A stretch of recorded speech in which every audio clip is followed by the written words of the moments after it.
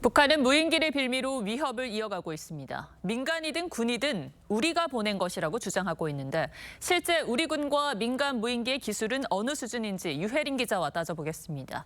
자, 유 기자, 가장 궁금한 건 북한 주장대로 우리 영토에서 평양까지 무인기를 날리는 게 가능한 일입니까? 네, 두 가지 가능성을 생각해 볼 수 있습니다. 먼저 육지에서 보냈다면 우리나라의 최북단인 파주에서 평양까지의 거리는 직선 거리로 150km, 왕복이라면 300km 거리를 이동했다고 볼 수 있습니다. 바다의 경우도 비슷합니다. 소형 무인기의 경우 2m 미만의 발사대만 있으면 작은 선박에서도 이륙이 가능한데요. 백령도 앞바다 북방 한계선에서 평양까지 쏘아 올릴 경우 편도 146km, 왕복 292km로 육로와 거리는 비슷합니다. 어떤 경로든 약 150km 거리를 날아야 하는데 북한의 감시망을 피해야 하기 때문에 레이더로 감지하기 어려운 3m 이하의 소형 무인기일 것으로 추정됩니다. 그렇군요.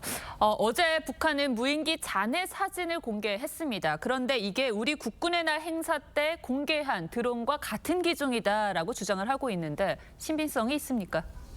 네, 이렇게 외형을 살펴보면 상당히 비슷해 보이지만 북한이 지목한 기종으로는 북한이 주장하는 대북전단 살포가 불가능합니다. 해당 기종은 정찰용 무인기로 안전하게 날 수 있는 이륙 중량이 16.5kg입니다. 기체 무게와 연료를 빼면 탑재 중량은 수백 그램 수준으로 수 킬로그램에 달하는 전단까지 싣지 못합니다. 북한이 우리 무인기 겉모습만 본다 복제했을 가능성도 거론됩니다. 앞서 북한은 지난해 6월에도 겉모습이 미군의 리퍼, 글로벌 호크와 비슷한 무인기를 공개한 적이 있습니다. 만약 복제품이라면 자작극일 가능성도 있겠습니다. 그럼 우리 군이 갖고 있는 무인기 중에 평양을 오갈 수 있는 무인기는 어떤 게 있습니까? 네, 올해 1월 드론 작전사령부에 실전 배치된 스텔스 형상 소형 드론이 있습니다. 길이 2m의 소형으로 북한의 레이더를 피할 수 있고 사전에 입력된 경로를 따라 수백 킬로미터를 자동으로 비행할 수 있습니다. 이스라엘에서 수입한 자폭형 무인 드론 하피도 있습니다.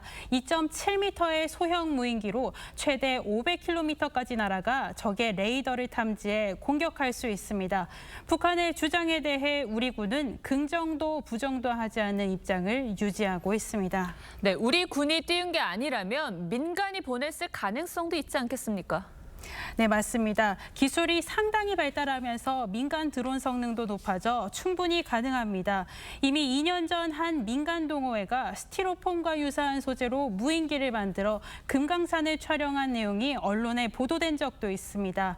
해외 제조사에서 만든 상업용 무인기 중에서도 300km 이상 이동이 가능한 제품들을 쉽게 찾아볼 수 있었습니다.